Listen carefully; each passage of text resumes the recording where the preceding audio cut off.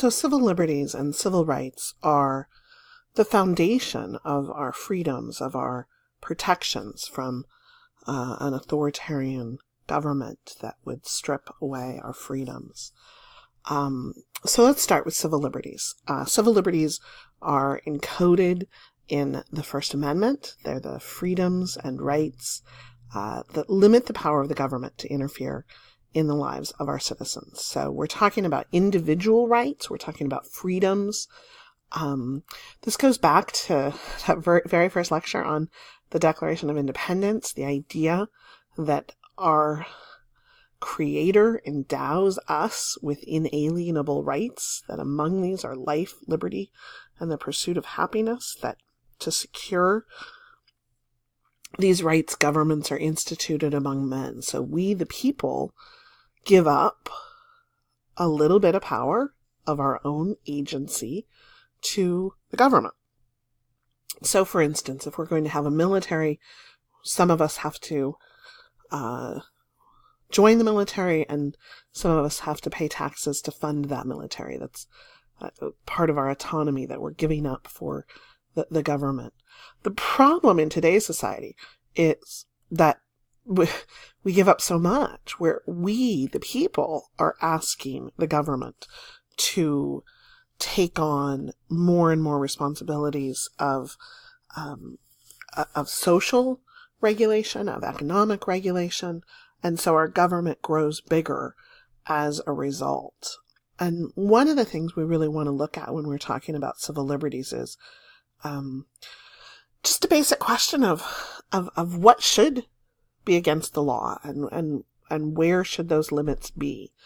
Almost every country, particularly those that protect private property, are going to have crimes against persons and crimes against property. So these types of crimes, assault and battery, theft, rape, murder, all of those laws are going to be criminal acts because we're going to protect your personhood and we're going to protect your property. The question about whether or not government goes too far is when it deals with consensual crimes. So you as an adult, we're leaving children out of this. You as an adult want to engage in a behavior, and is it the government's job to protect us from ourselves? And if we want to criminalize consensual acts, if we want to criminalize things that people choose to do, where there is no victim of personhood, or is no victim of property, can we even do it? Is it successful? When you look at the war on drugs that has raged for decade after decade after decade, and we still have, millions of people imprisoned for this war on drugs. And it is essentially a question of whether or not individual people want to engage in behavior that the government has deemed to be dangerous. And so when we talk about how to get people to stop doing those things, we have fines and jail, punishment. Can the threat of punishment change social behavior? And it becomes really difficult when people don't want to change that behavior.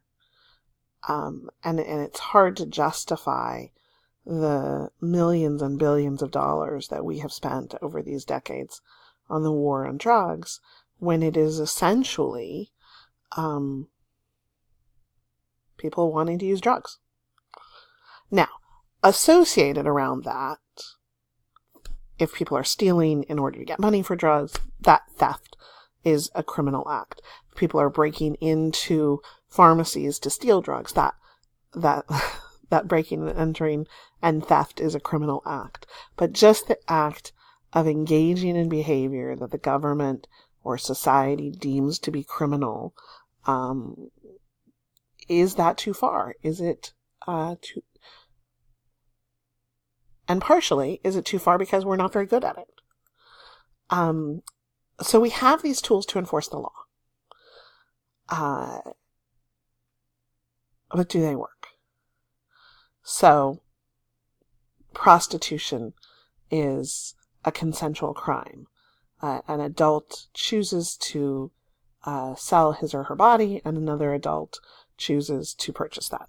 Now, again, we're not talking about human trafficking. We're not talking about, children. We're not talking about any of that. Just adults consenting for behavior. There are absolutely reasons that we want to criminalize non-consensual behavior, sex slavery, sex trafficking, children. That is going to be crimes against persons, and definitely going to be criminalized, and we want to target that. But one of the questions is, when we're trying to patrol so much, when we're trying to enforce so much, does it sort of muddy the waters? And so, one of the questions that has sort of come up recently is, if we legalize prostitution, if we got the adults out of this game and we were just targeting children who have been trafficked as sex slaves, if we're just trafficking people who are held against their will, is that easier when we take all of the consensual acts out of it? Is it easier to target that? Sort of the same way we're looking at, once you take marijuana out of the equation, in states that have legalized marijuana, does it make it easier for law enforcement? Does it make it easier to go after the really dangerous drugs? And so that's public policy questions that we're sort of studying. So another question, how should we fine people? Most of our traffic laws are based on fines that everyone pays equally.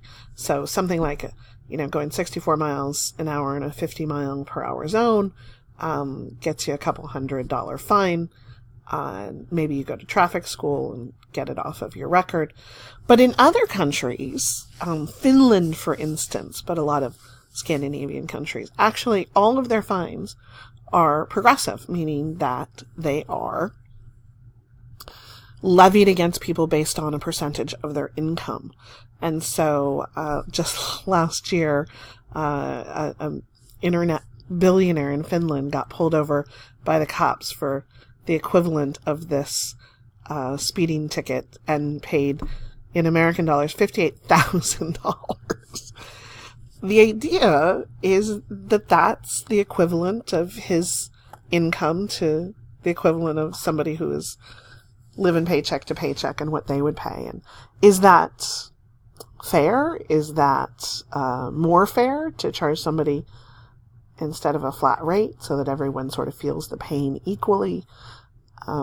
It's kind of an interesting question on, when you make fines, how do you determine what's equal or what's fair? The First Amendment. So Congress shall make no law respecting the establishment of religion, or prohibiting the free exercise thereof, or abridging the freedom of speech or of the press, or of the right of the people peaceably to assemble and to petition the government for a redress of grievances. So the First Amendment really does encapsulate these kinds of civil liberties that the government has to stop and cannot infringe upon individual rights. And it's a constant battle in the courts of what is allowed and what isn't. And technology is really becoming a problem. Technology is not becoming a problem, but it becomes a problem with the law because the law doesn't keep up with technology very easily. And so privacy issues are the new frontier of civil liberty lawsuits.